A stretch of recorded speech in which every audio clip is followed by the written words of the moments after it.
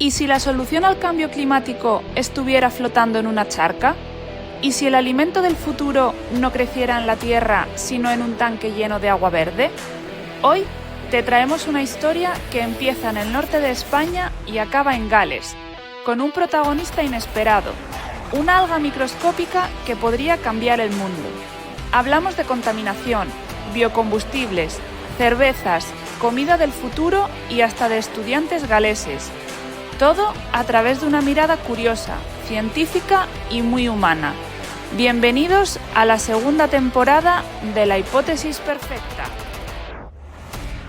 Hola amigos de La Hipótesis y bienvenidos un día más a vuestro podcast favorito. Hoy estamos extremadamente contentos porque damos inicio a nuestra segunda temporada. Así es. Y bueno, como siempre, antes de nada, presentar a mi compañero, amigo y socio fundador de este podcast, Agustín Santiago. ¿Qué tal? Y yo, un servidor, Isaac Tamargo. Así que siéntate y disfruta porque esto es... La Hipótesis Perfecta. ¡Arrancamos!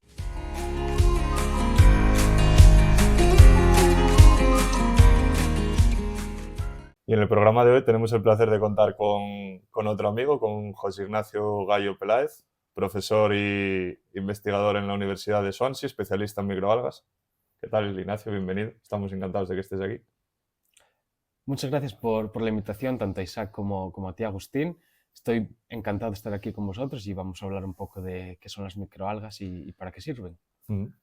Pues nada, la primera pregunta vamos a enfocarla en las microalgas. Nos decías, hablando un poco antes, que las microalgas no las teníamos por qué confundir con las algas. ¿Cuál es la diferencia exactamente entre las algas que podemos encontrar en la playa, por ejemplo, y las microalgas con las que trabajas?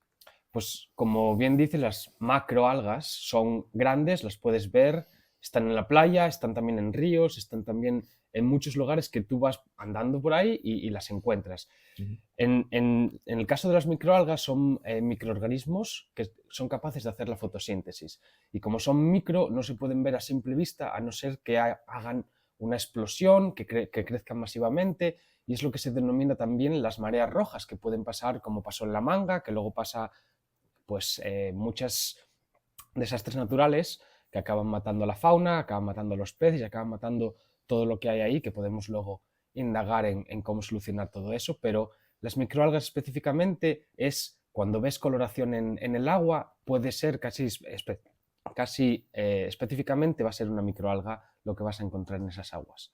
Entonces no se ven a simple vista a no ser que haya coloración del agua. Uh-huh. Bueno, Ignacio, lo primero, muchas gracias por venir. La verdad que es un placer tenerte aquí.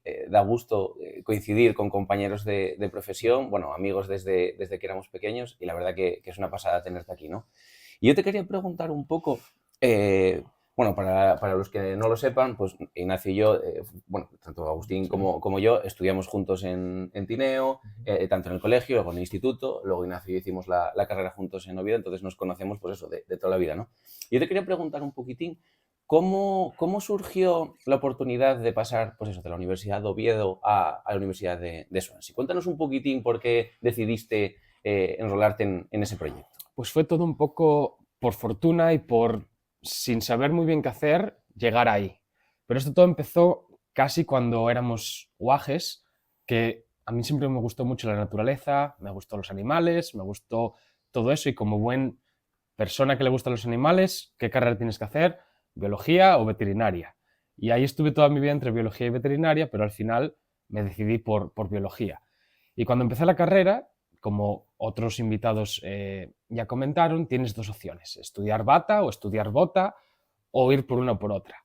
Sin embargo, yo era un poco especialito y no me gustaba ni todo bata ni todo bota. Y creo que fui el único de toda la carrera que fui complementando tanto bata como bota para ir un poco explorando qué había en el ambiente. Y no es hasta cuarto de carrera que tienes que, como tú bien sabes, tienes que escoger entre bota o bata. Y ahí sí que ya no puedes seguir mezclando ni haciendo cosas, porque si no te pasa lo que a mí me pasó, que es fui para allí y escogí la mitad de bata y la mitad de bota, y los profesores no tienen en cuenta que hay un estudiante que vaya a irse por las dos ramas, y entonces muchas de las asignaturas ponían la clase a la misma hora y yo tenía que decidir, o tenía que ir luego al despacho del profesor a buscar los apuntes que se habían dado en esa clase. Entonces estaba un poco entre los dos.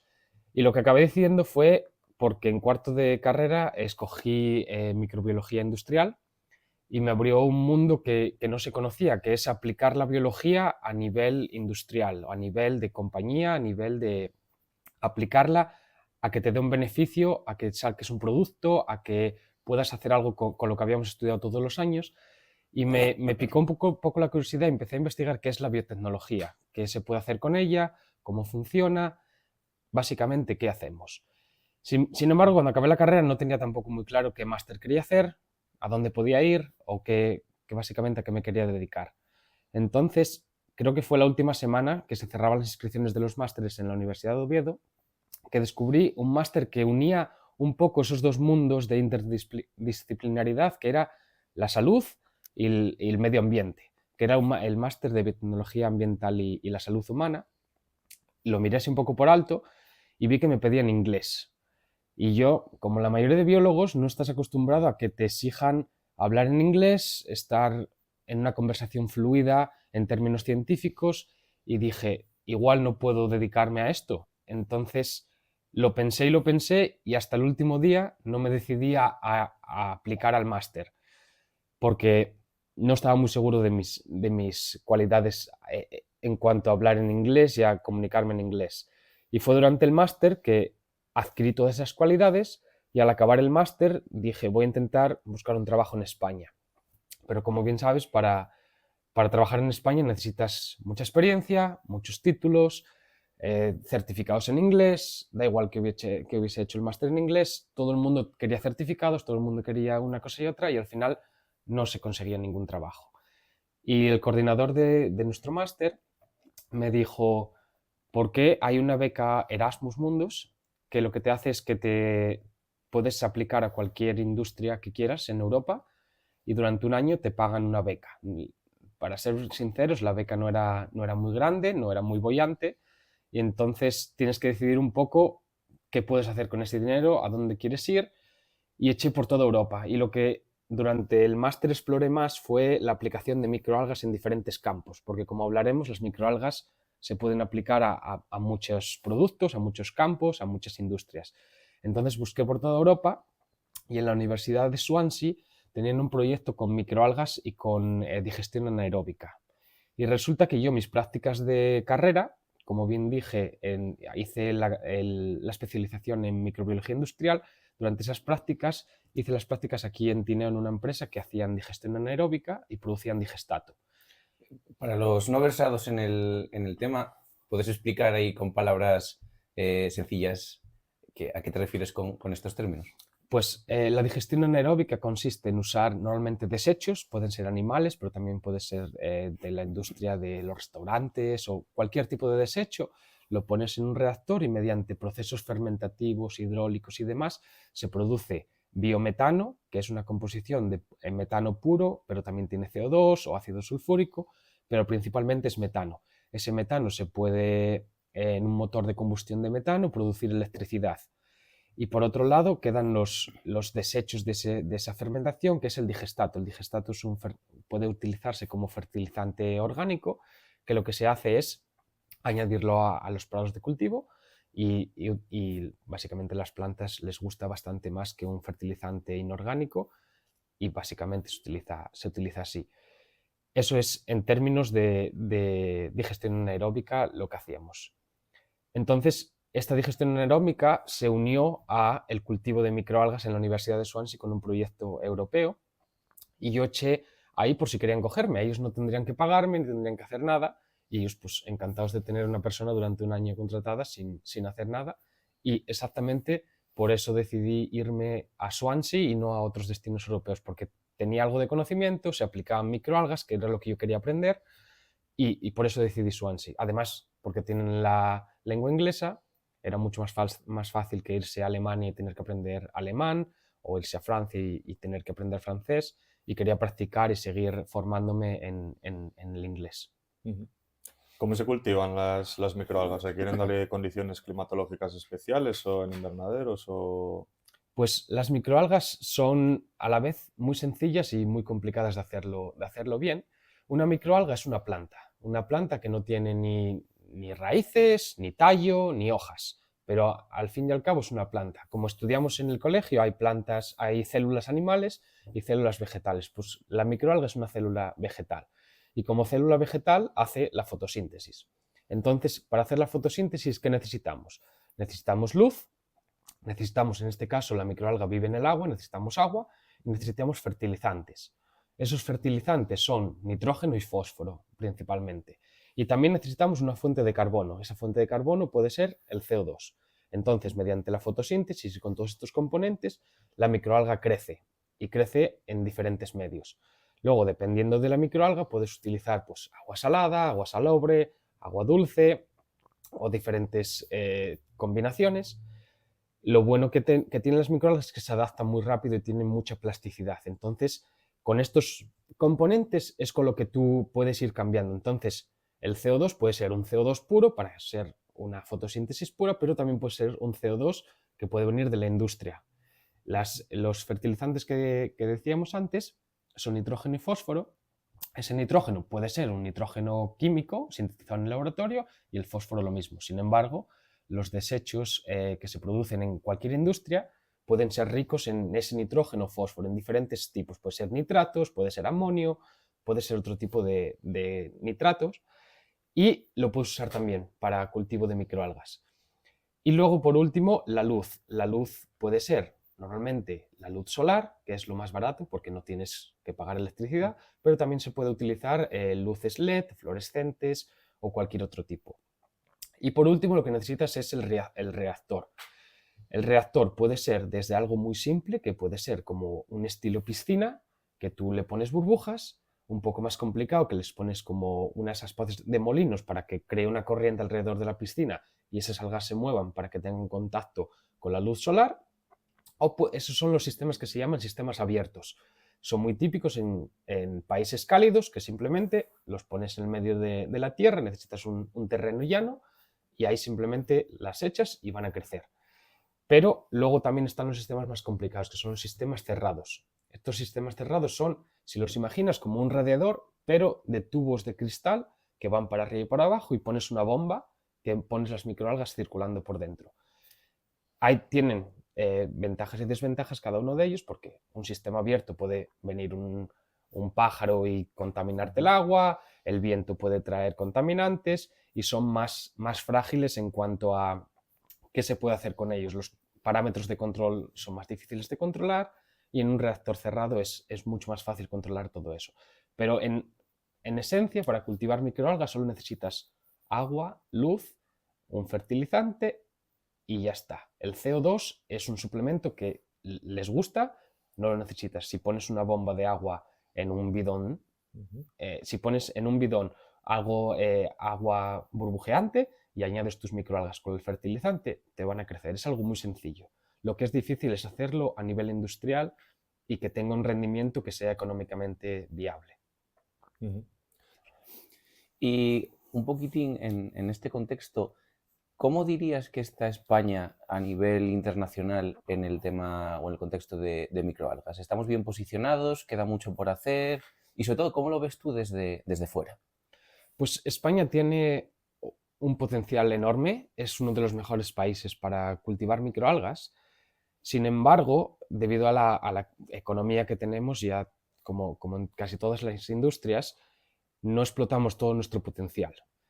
En el mes de diciembre fui a una conferencia donde se reúnen todos los investigadores y todas las empresas europeas, donde exponen sus resultados, donde exponen los últimos descubrimientos.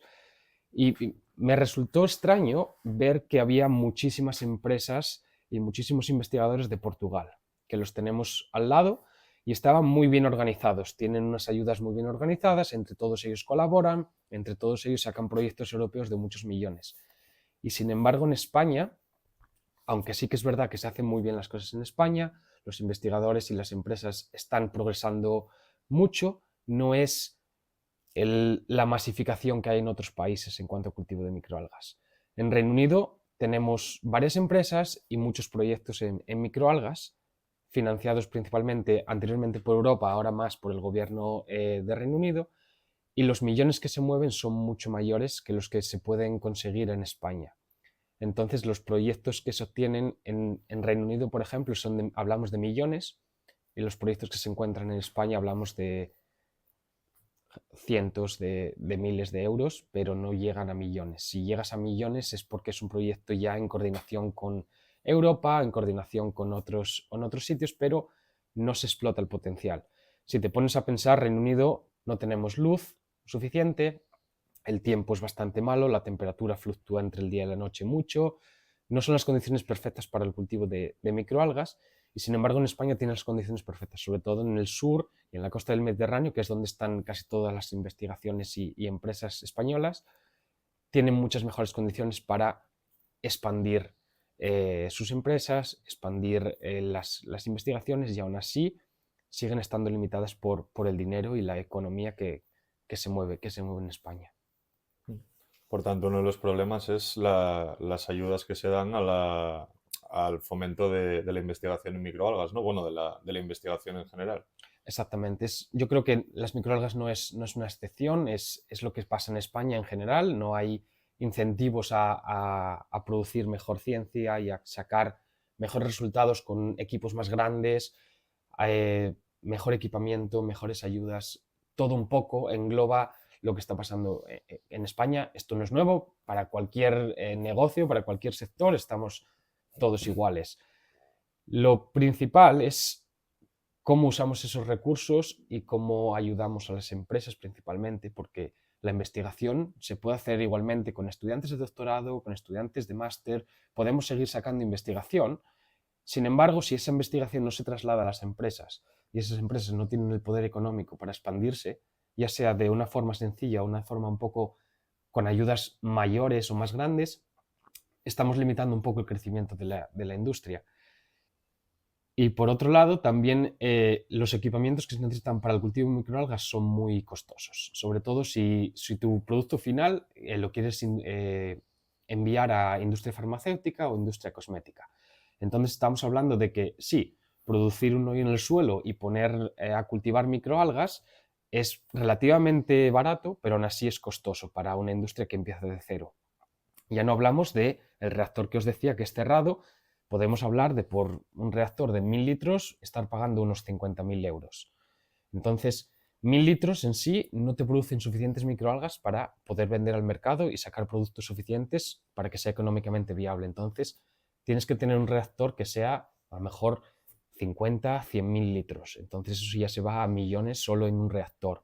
Después necesitas otro equipamiento especializado para hacer la cosecha de esas microalgas.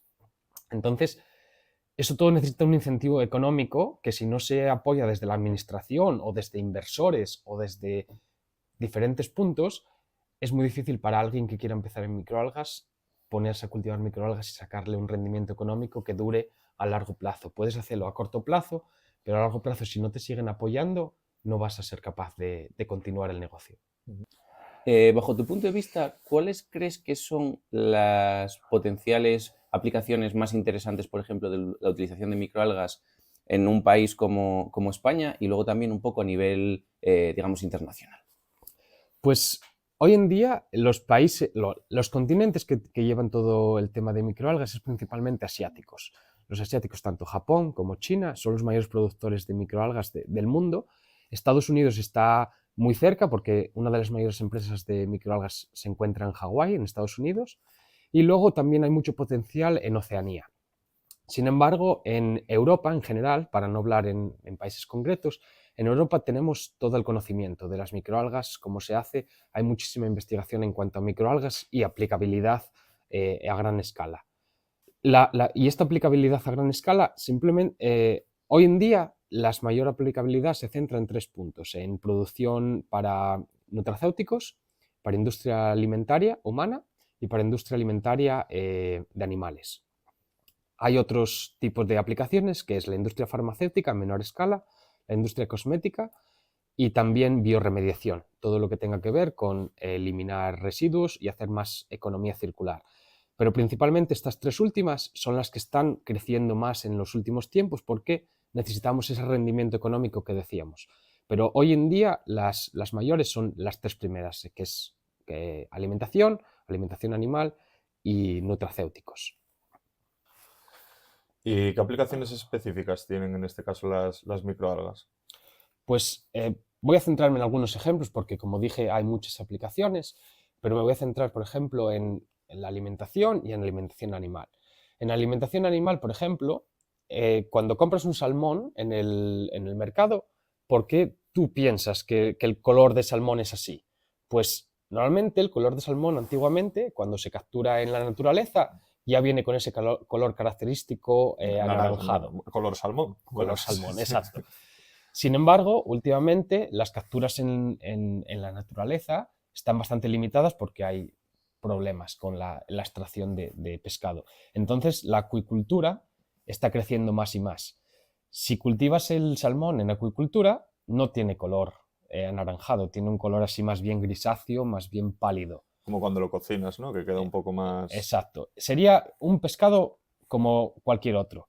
Sin embargo, para que tenga esa coloración, tú le tienes que dar básicamente los pigmentos que necesita para sintetizar ese color. Y ese color específico se llama astaxantina. Es un pigmento que producen las microalgas a nivel natural y se tiene que suplementar al salmón para que tenga esa coloración. El 95% de la astaxantina hoy en día se produce en el laboratorio mediante procesos químicos y no tiene ese punto saludable que una astaxantina producida con microalgas sí que tiene, porque tiene productos antibacteriales, antivirales, tiene antioxidantes.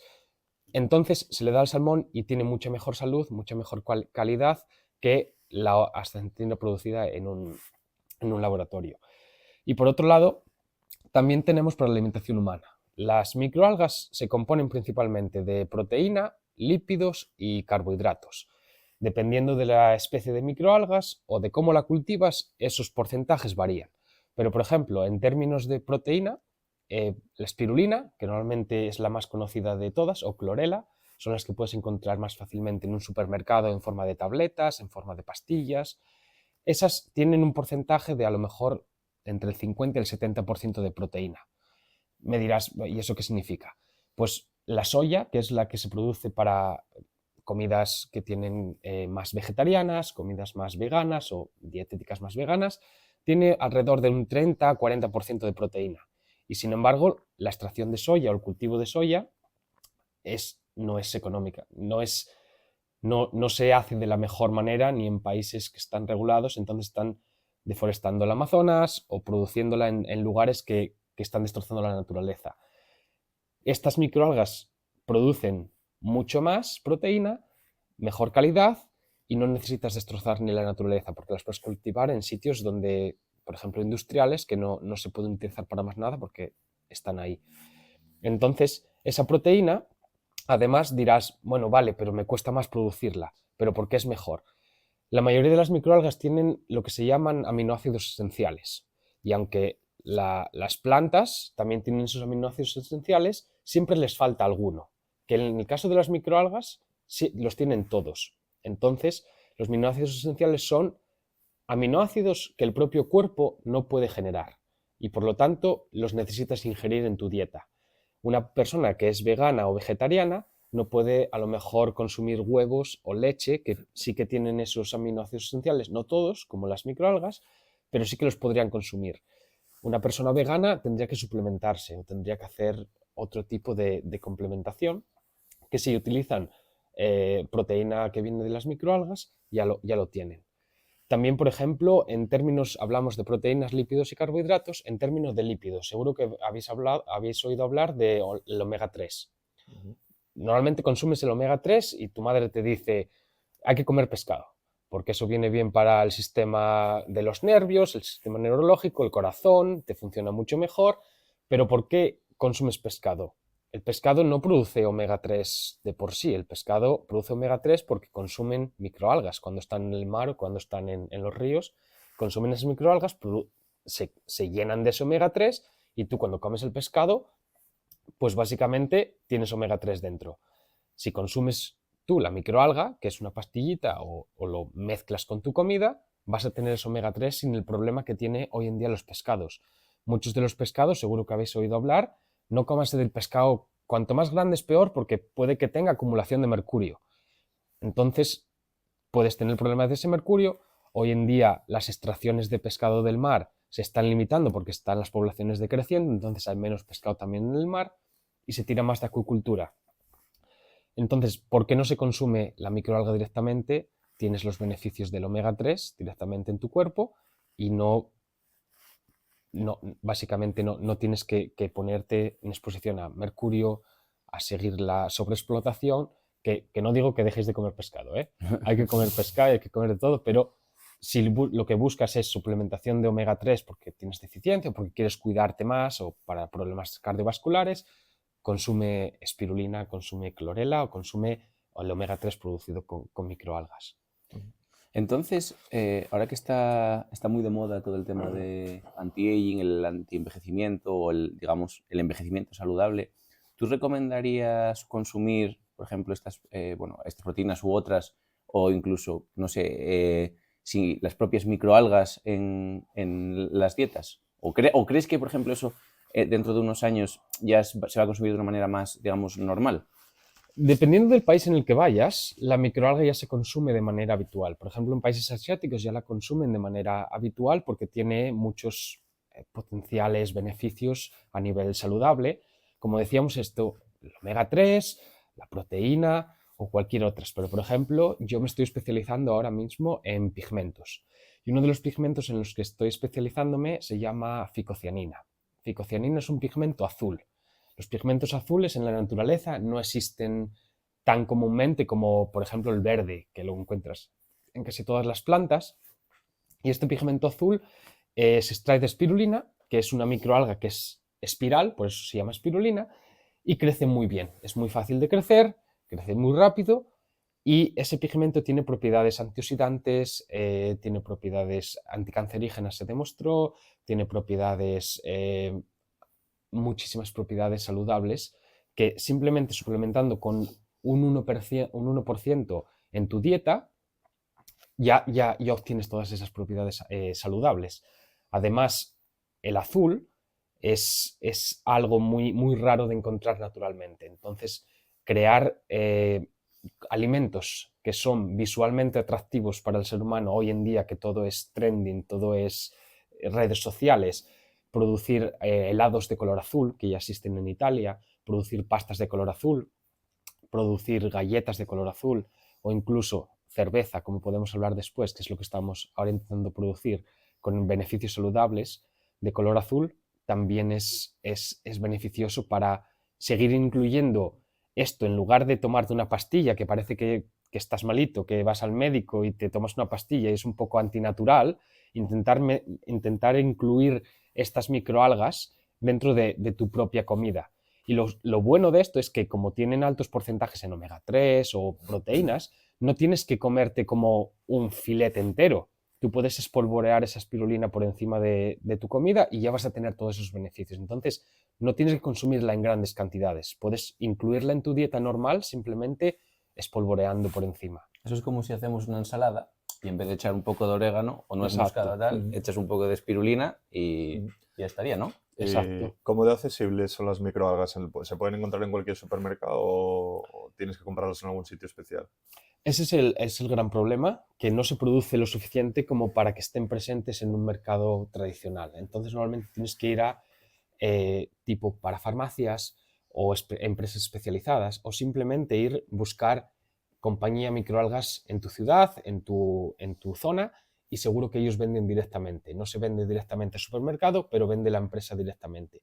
Hay muchas empresas, sobre todo en el Mediterráneo, incluso en Asturias hay algunas, que simplemente tú vas y te venden las microalgas y ya las puedes consumir perfectamente. Además, hoy en día están innovando en cómo poner ese producto en el mercado. Es como cuando salió que la proteína de los insectos sí iba a ser muy consumida, pero la gente todavía siente repelús a comer cosas nuevas, a sentir que no estás incluyendo algo en la dieta que es muy extraño. Entonces estas empresas lo que están haciendo es producir bebidas con microalgas, producir las pastillitas si prefieres tomarlo en pastillas, o incluso producir tipos de comidas que incluyen microalgas y que ya tienes ese beneficio. Entonces las puedes encontrar en diferentes formas.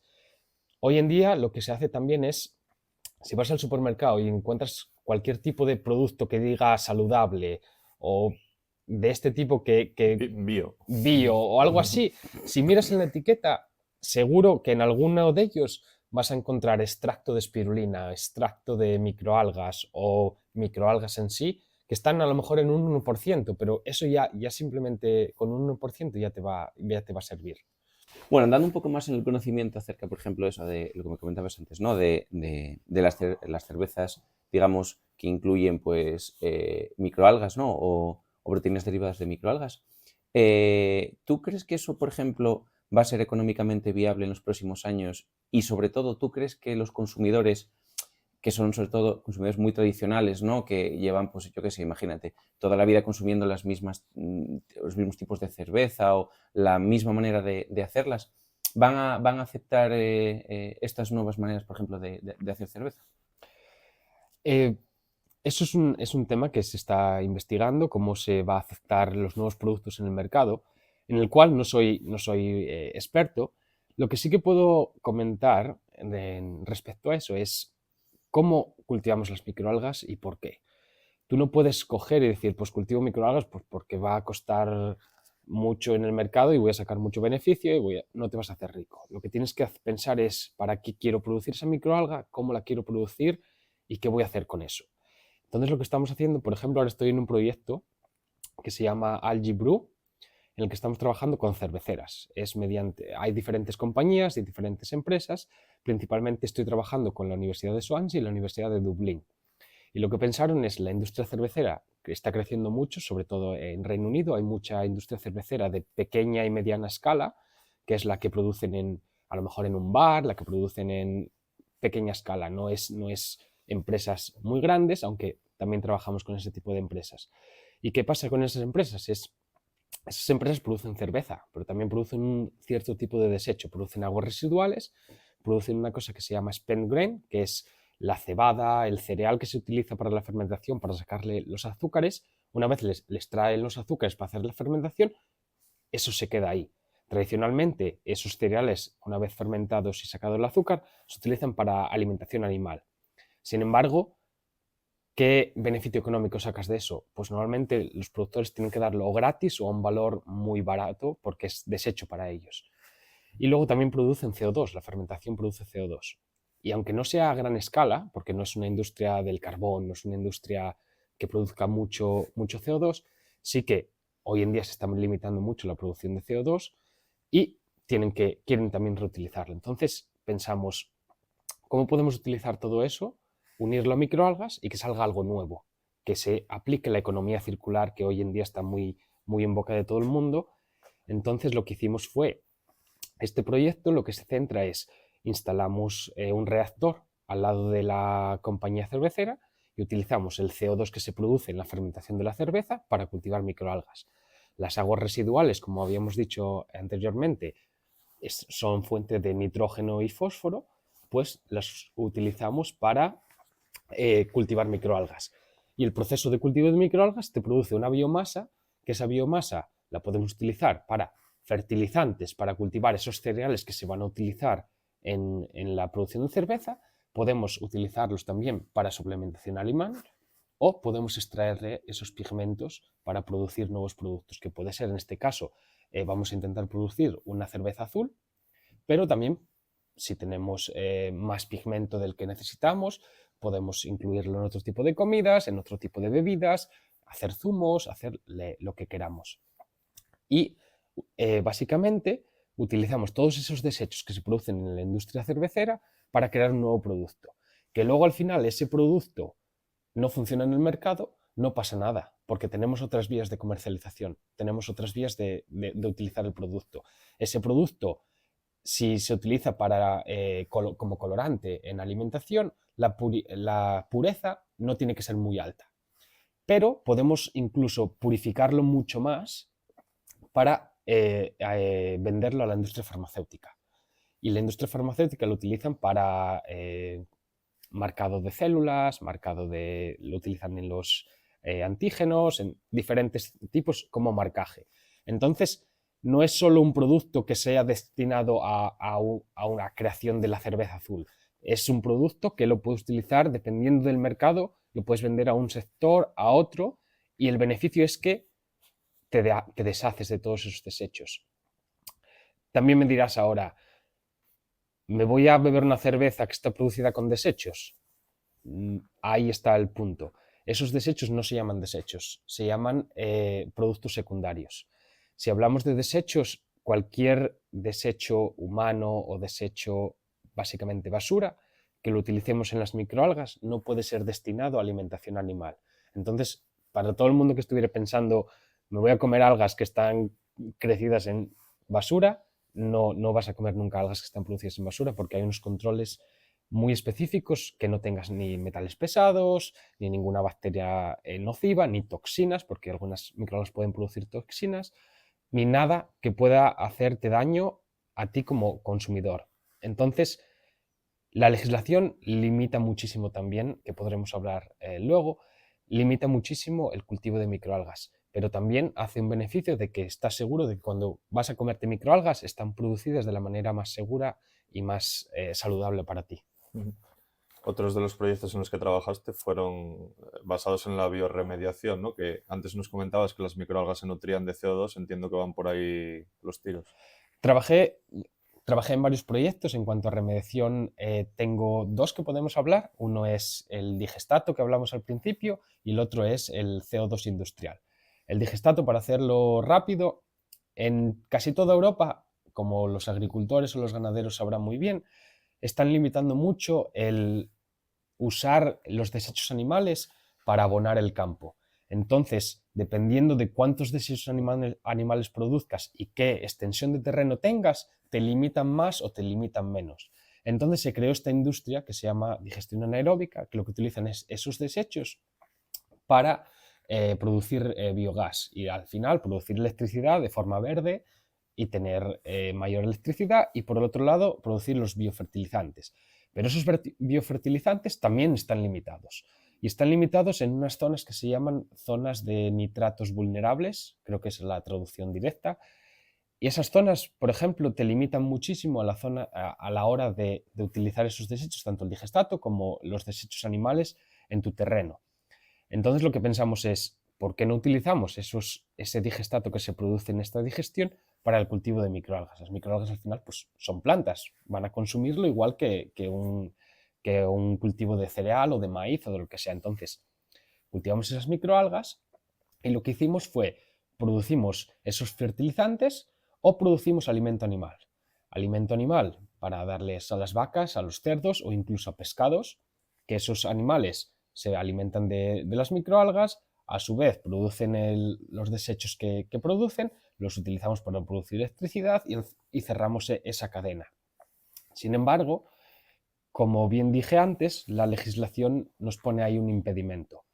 Un impedimento de que esas microalgas producidas con ese digestato no pueden ser utilizadas para consumo humano, que era nuestra principal idea, ni para consumo animal. ¿Por qué? Porque se argumenta que pueden ser peligrosas para los animales. Sin embargo, tú puedes utilizar ese digestato, utilizarlo en el campo de cultivo, producir el maíz o el cereal que se va a comer el cerdo o la vaca. Y ahí la legislación no limita el uso de ese digestato para producir cereales, pero te limita a cultivar la microalga y usarla para alimento animal. Y lo que nosotros discutíamos con ellos era por qué esa limitación para nosotros, pero no para el cultivo en un campo. No nos dieron solución y se está investigando más y más estos días para saber qué se puede hacer con esas microalgas. Entonces, en este tipo de proyectos sí que se pueden utilizar esas microalgas para producir biofueles o biocombustibles, bioetanol, biodiesel, que sigue siendo producción energética. Nos hablas ahora del biodiesel. O sea, ¿un coche diésel normal puede utilizar el biodiesel del que estás hablando? Sí que lo puede utilizar. Sin embargo, hay limitaciones otra vez. Desde los años 80-90 a los 2000 es cuando hubo esta gran preocupación de que los combustibles fósiles estaban acabando, ya no había, y había que buscar alternativas a producción de combustibles fósiles. Los primeros combustibles fósiles, los primeros combustibles verdes utilizaban alimentos, como puede ser el arroz o como puede ser azúcares, para producir ese biodiesel o otro tipo de combustibles. Pero claro, competías directamente con la alimentación humana. Entonces ya se desechó. Los siguientes, los de segunda generación, lo que utilizaban era la materia prima de desechos de plantas, como puede ser cuando cortas el prao, utilizan eso, que son la celulosa y hemicelulosa, lo intentan convertir en azúcares simples para producir esos combustibles. Sin embargo, lo que se vio es que era muy costoso y muy difícil de hacer y por lo tanto también se desechó. Entonces, la tercera generación de biocombustibles, que fue donde se invirtieron millones, pero miles de millones, en Estados Unidos aún siguen invirtiendo millones, fue en cultivar microalgas con altos valores de lípidos o de carbohidratos. De lípidos, tú luego extraes el lípido de la microalga y haces una transesterificación y produces ese biodiesel. En el caso de los carbohidratos, tú lo que haces es extraes esos carbohidratos que son azúcares, haces una fermentación y produces bioetanol, por ejemplo, que también se puede utilizar para combustión. Sin embargo, lo que se vio es que no es económicamente viable. ¿Cómo va a ser económicamente viable si un litro de gasolina o de diésel hoy en día está caro, pero aún está muy barato para lo que pueden producir las microalgas? Entonces, una microalga puede producirte un litro de biodiesel y a lo mejor te cuesta 50-100 euros. Nadie va a pagar eso hoy en día por eso y la producción no es tan grande. Entonces se destinó muchísimo dinero para seguir invirtiendo, sacar diferentes combustibles, pero se vio que todos los proyectos que salían no eran económicamente viables a nivel de gran escala. Creo que se hizo un estudio que para producir todo el biodiesel que necesitan los coches de Australia, se necesitaría cubrir toda Australia de reactores para producir solamente biodiesel. Entonces no salen los cálculos. Lo que sí que hay algunos proyectos es que hacen que dicen, pues mezclemos ese biodiesel con el petróleo que aún existe y sacamos un producto que es mitad y mitad y aún así es más caro, pero sí que seguimos hacia adelante. Sin embargo, se vio que ya desde los 2000 eso no era viable y se hicieron también ingeniería genética para producir más lípidos, se hizo rutas metabólicas diferentes con mutaciones y nunca se salió ningún proyecto que dijera esto es económicamente viable para hacerlo. Sin embargo, ¿qué fue lo bueno de todos esos millones que se invirtieron? Que la industria de las microalgas creció muchísimo hasta los años 2000 y a partir de los años 2000 todas esas industrias se diversificaron para producir todos estos tipos de productos que comentábamos antes. Entonces, lo malo, que no es económicamente viable hoy en día, pero lo bueno es que salieron muchos productos y muchos otros beneficios de toda esa investigación. ¿Y tú crees, por ejemplo, que las microalgas podrían contribuir a detener o a paliar un poco los efectos del cambio climático? Porque habíamos comentado ya en este podcast con Lorena, por ejemplo, un saludo desde aquí a Lorena. Un poquitín los efectos que tiene el cambio climático, ¿no? Y cómo todos podemos, en cierta medida, pues intentar paliarlos, ¿no? ¿Tú crees que las microalgas podría ser una solución? Pues es lo que se estaba debatiendo estos días, si es una posible solución. Vamos a darle un poco de contexto a qué es el cambio climático. El cambio climático hoy en día, aunque tiene muchos otros factores, se centra todo en la producción de CO2 y cómo el ser humano está produciendo más CO2 del que el planeta puede asimilar. ¿Cuántas veces habéis escuchado que el pulmón del planeta es Brasil y el Amazonas? Miles de veces. Pues eso tiene muchos beneficios a nivel de biodiversidad y como Manu estuvo aquí y otros invitados hablaron de biodiversidad, es muy importante seguir manteniendo esa biodiversidad en esas partes del planeta. Lo que no es verdad es que sean el pulmón del planeta. El pulmón del planeta se encuentra en los mares. Entre el 40 y el 50% del oxígeno que se produce está en los mares y eso es gracias a las microalgas. Las microalgas son las que producen el 40 al 50% del oxígeno de todo el planeta. Sin embargo, si seguimos produciendo el CO2 que seguimos echando de toda la industria, llega un momento que el planeta, pues lo que está pasando hoy en día, colapsa y es lo que llamamos calentamiento global porque hay más CO2 del que se puede asimilar tanto por el Amazonas como por los mares. Entonces, ¿qué es lo que estamos haciendo? Es lo que se llama descarbonización. Es lo que está hoy en día muy de moda en Europa y es lo que todos los gobiernos están intentando hacer con toda la industria.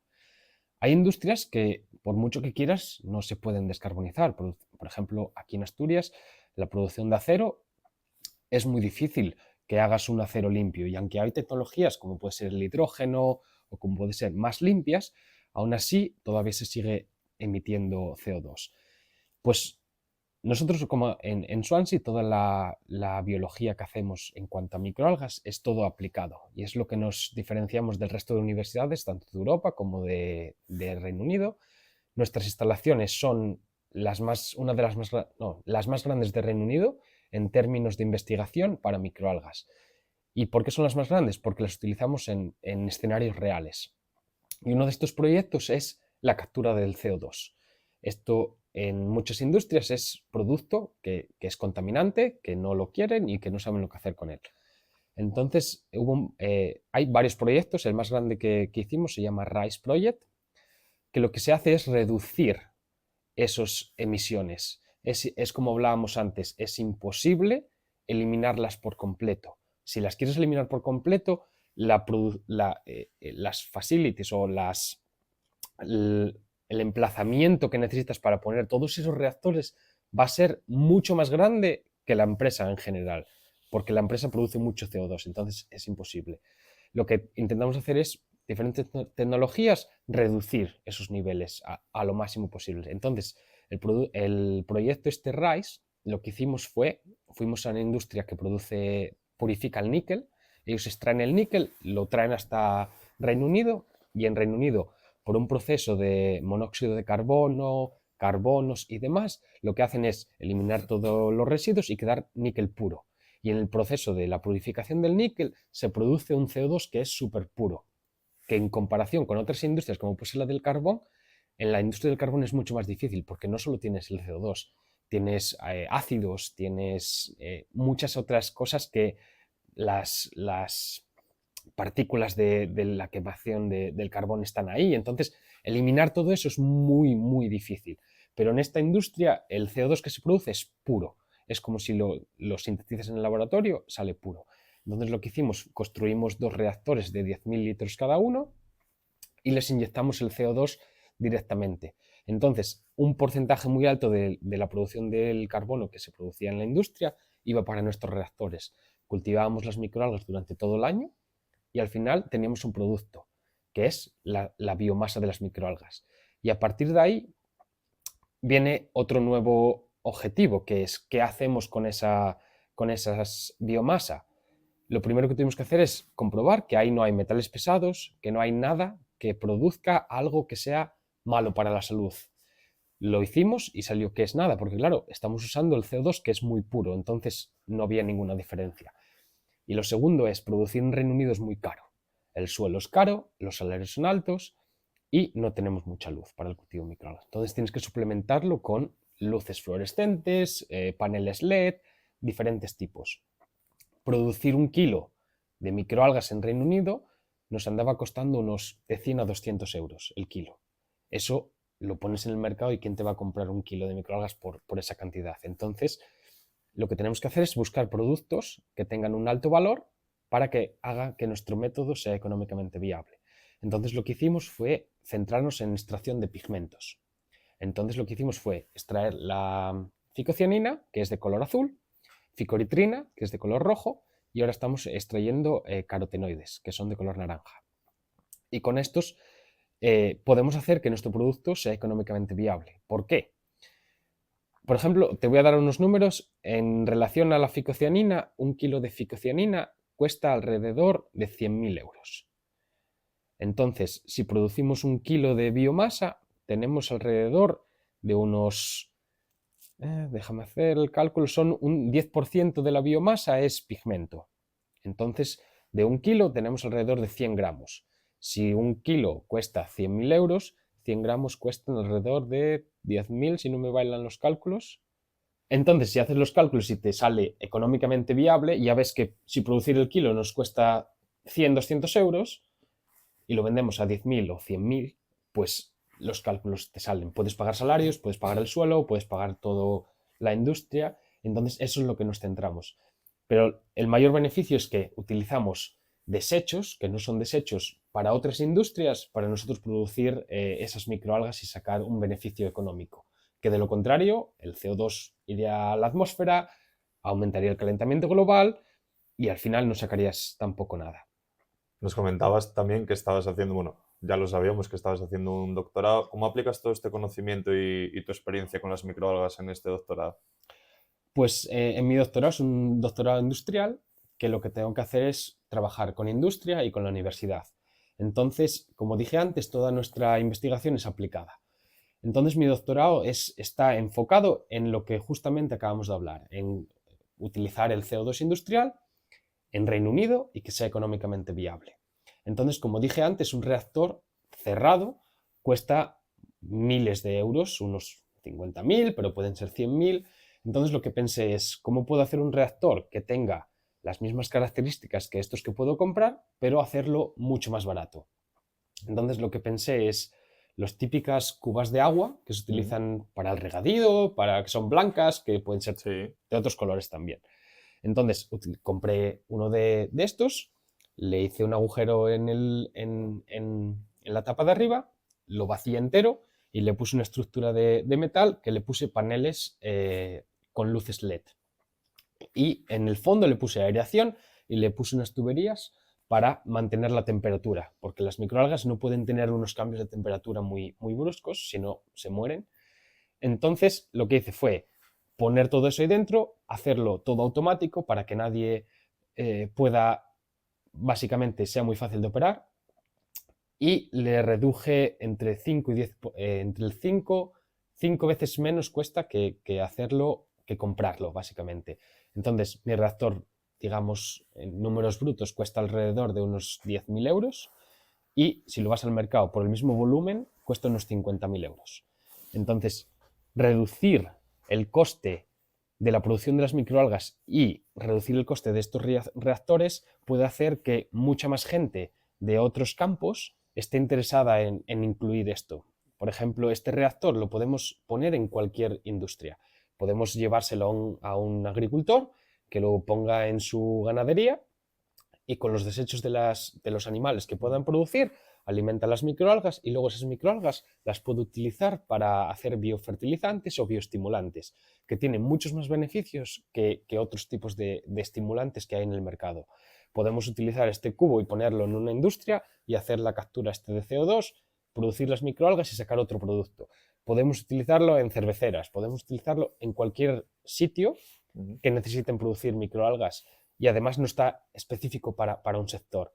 Entonces, reduciendo ese coste inicial, se puede abordar muchas otras industrias que inicialmente tú, si vas a una industria y le dices, pues para empezar hay que gastar 100.000 euros. Pues mucha gente se llevará las manos a la cabeza y dirá, pues yo para qué quiero esto. Pues los desechos los tiro a la depuradora o los tiro a este lado, que me cuesta dinero, pero me cuesta menos que comprar todo este equipamiento.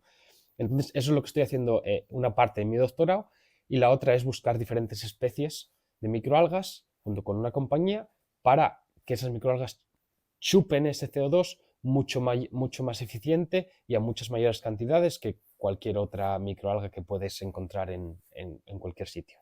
A mí me gustaría preguntarte también un poco cómo es la vida en Swansea, digamos, y también cómo es tu percepción ahora que, aparte de ser, digamos, estudiante de doctorado, también eres profesor en la uni. Cuéntanos un poco esa dualidad. Pues la vida en Swansea es fría y con poca luz. Pero aparte de eso, a nivel laboral se vive muy bien. Tienes muchas oportunidades, básicamente, no tienes que tener la preocupación de si mi contrato está acabando, ¿qué voy a hacer después?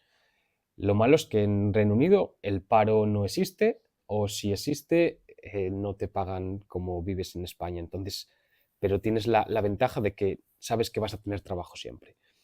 Entonces, lo bueno de Reino Unido es que aquí en España tú estudias 3, 4, 5 años, acabas la carrera, haces un máster, mucha gente decide hacer un doctorado y cuando acabas el doctorado tienes problemas para encontrar trabajo o tienes problemas para conseguir un contrato dentro de tu grupo de investigación mantenerte de forma permanente en ese grupo de investigación o incluso en una empresa. En Reino Unido tú acabas biología y ya encuentras un trabajo. No necesitas experiencia, no necesitas casi nada, porque la demanda de empleos es mucho mayor que la gente que tenemos allí. Y ahora con el Brexit es mucho peor. Encontrar gente específica para el trabajo es bastante difícil. Cuando ofertamos anuncios para contratar gente para microalgas, para ayudarnos con nuestros proyectos o para cualquier otra cosa, siempre tenemos que acabar encontrando pues alguien que tenga un mínimo entendimiento, al menos del proceso. Entonces, tenemos ingenieros que les tenemos que enseñar la parte de cómo se cultivan microalgas. O tenemos algún biólogo recién graduado que les tenemos que enseñar todas las técnicas de laboratorio, que aquí en España es impensable. Tú en España te contratan y tienes que llegar y el primer día empezar a trabajar y saber lo que estás haciendo y todo. Entonces, sí que a nivel laboral es mucho más fácil moverte de un campo a otro y ganar experiencia muy rápido porque tienes las oportunidades. Incluso aunque no sea de tu campo, puedes llegar a estar contratado allí. Luego, en cuanto a salarios, son bastante más altos. No me iría yo a un país simplemente porque me pagan más. Me iría a un país porque las oportunidades son mejores para progresar en tu carrera o para vivir. Que tú vas a trabajar, tú sales a las 5 de tu trabajo y vives tu vida. Compatibilizas muy bien el trabajo. A nivel de salarios son más altos, también los gastos en Reino Unido son más altos, pero el balance entre el salario y el gasto, aunque hoy en día con la inflación y demás ha cambiado un poco, sí que se vive mucho mejor que lo que puedes vivir en España. Y en cuanto a la tranquilidad que te da saber que vas a acabar un proyecto, vas a acabar un trabajo y va a llegar otro detrás, es mucho más fácil. Que vas a tener siempre el apoyo de que alguien te va a ayudar a entrenar porque no esperan de ti que sepas hacerlo todo de primeras, también es una ayuda. Sin embargo, yo como buen español siempre pienso que los españoles cuando vamos al extranjero estamos mucho más preparados y mucho mejor que alguien de Reino Unido o de cualquier otro país europeo porque estudiamos mucho más. Y puedo unir esto un poco con mi carrera ahora que estoy dando clase en la universidad. ¿Cómo son los estudiantes en la universidad? Los estudiantes en la universidad española, tú estás acostumbrado a que vas allí a las 8 o 9 de la mañana y nosotros en biología, pues había días que salías a las 8 de la tarde porque tenías laboratorio y estabas todo el día en la universidad. En Reino Unido es muy diferente. En Reino Unido tú vas a clase 1, 2, 3 horas al día, donde esa clase está enfocada a que el profesor te dé todos los materiales para que tú seas capaz de estudiar en casa o de encontrar los recursos en casa y aprendas por tu cuenta. Tú, el profesor, no te va a decir estudia esto y estudia lo otro y estudia tal. El profesor te va a orientar y te va a dar las herramientas para que tú en casa seas capaz de aprender por ti solo. Los exámenes no son como en España. Los hay como en España, pero está mucho más cambiado que en España. Tú no vas y te sientas allí durante 2 o 3 horas a escribir todo lo que tuviste que memorizar y tal. En mis estudiantes, por ejemplo, el curso que les doy son 3 meses. En esos 3 meses tienen 10 unidades y en cada unidad les voy enseñando cómo se va a ir a cultivar esas microalgas y los diferentes factores que tienen que completar.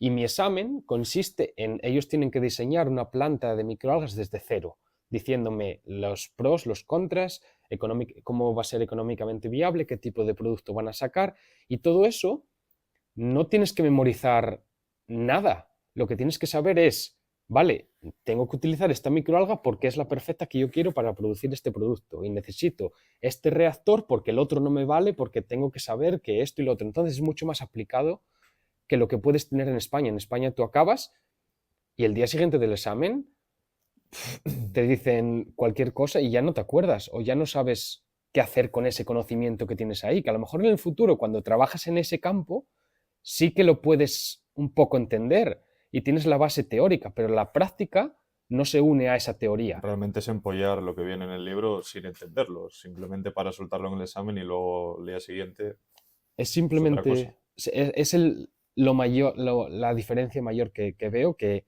el conocimiento que se da fuera de España es mucho más aplicado y te da muchas más nociones de cómo usarlo en tu futuro trabajo, cómo saber qué hacer con ese conocimiento, cómo tenerlo. que no significa que eso tienes que, tú como profesor, tienes que saber muy bien qué tipo de conocimiento les das, porque a lo mejor les puedes dar muchísimo conocimiento que dices, estos chicos se van a perder, van a tener que estar estudiando aquí horas y al final van a mezclar conceptos. No, tienes que apuntar exactamente este y a lo mejor con 3 conceptos, una clase de media hora les basta y el resto tienen que practicar con ese conocimiento, pero que sea útil de verdad para su futuro y para sus carreras. Que nosotros estudiamos juntos, había muchos profesores que no te valía con que interpretases los estudios y luego lo explicases a tu manera. O sea, tenía que ser exactamente como venía en el libro y al final eso es una tontería porque si lo explicas de otra manera pero lo explicas bien el concepto, yo creo que debería de ser válido. Todo tiene que tener una aplicabilidad, mostrar ejemplos, decirles esto es así, pero luego decirles, mira, tienes que usarlo para esta cosa y por qué se hace así y por qué lo haces de otra manera. Darles un poco a entender por qué tienen que estudiar eso y por qué les va a ser útil. Porque estudiar por estudiar al final no va a hacer en tu carrera un impacto. No, tú acabas la carrera, lo que me pasó a mí en España es yo acabé la carrera y tú vas a buscar un trabajo y sí, sabes, yo sé lo que es un HPLC o sé lo que es una cromatografía de gases o sé lo que tal, pero yo voy a una empresa y me dicen, ahí está el cromatógrafo.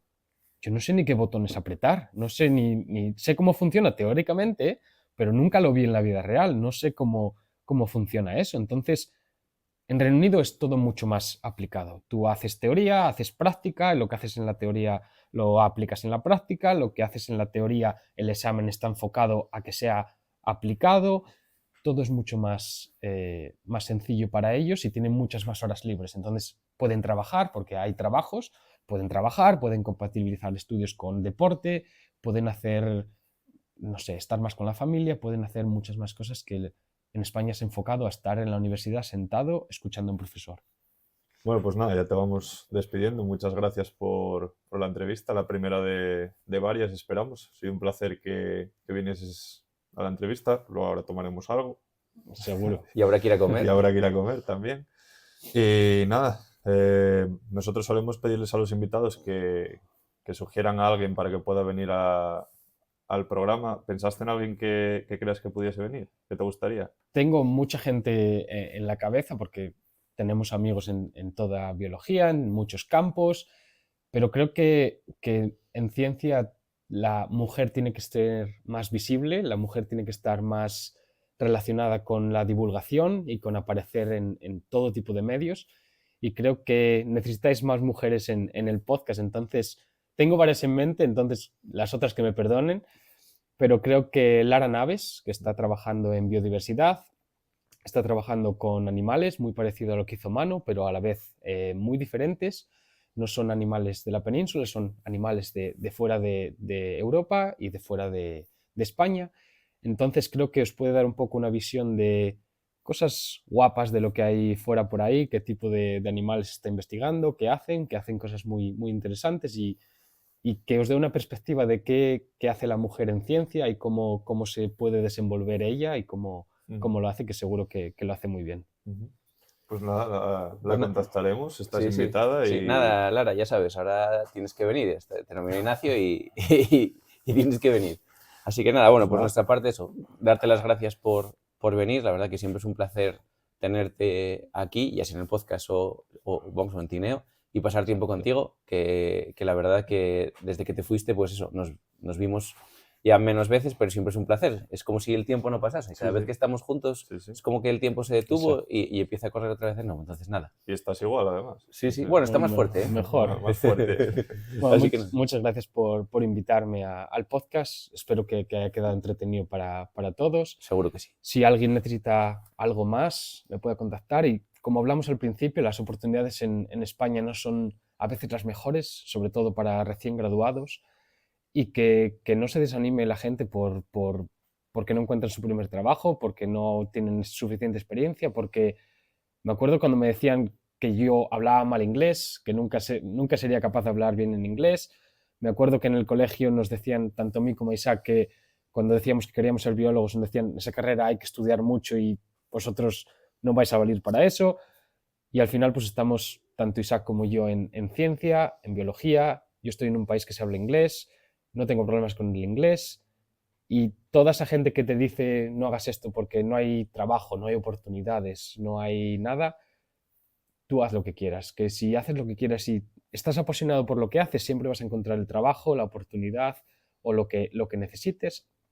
Y a todos esos estudiantes que necesiten ayuda, si necesitan contactarme, si están interesados en microalgas, si quieren hacer algo, si quieren hacer una beca, una estancia o cualquier cosa que necesiten en el extranjero para ver cómo te puedes desenvolver en un entorno en el que no estés acostumbrado, en un idioma que es diferente, siempre me pueden contactar. Ya dejaréis los detalles por la página.